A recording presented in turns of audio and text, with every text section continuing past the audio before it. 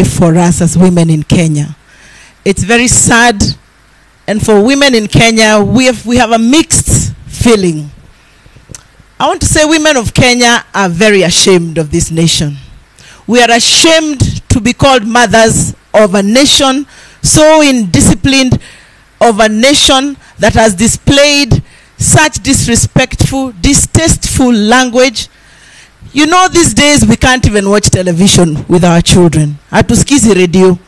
Because ukisikiza radio, unamsikia a whole minister akitusi, akiwachilia maneno kubwa kubwa. And we want to call upon this government, illegitimate as they are, to remember that we have our children that we are nurturing in our families.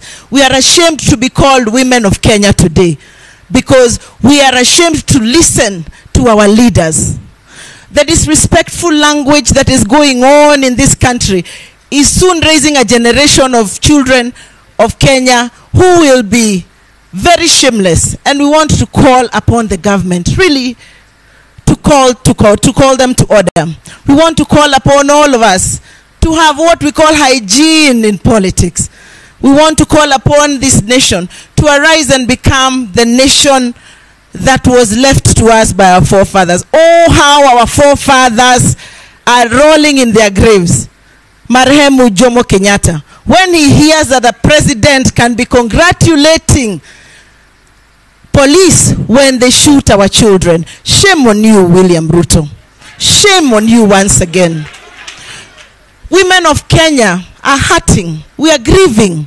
We have had a list of our children. Children who, out of no fault of their own, all they did was going to ask the government that they are hungry.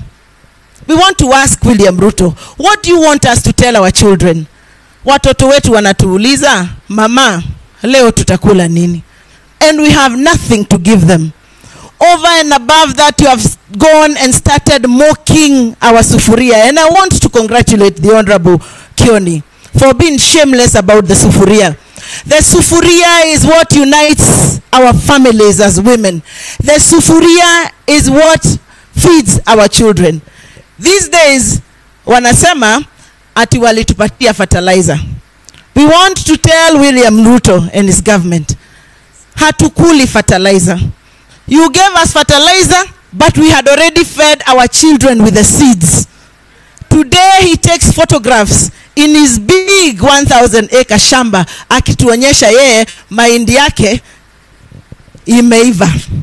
Sisi kwetu as women of Kenya, our children are still hungry. Our sufurias are still empty.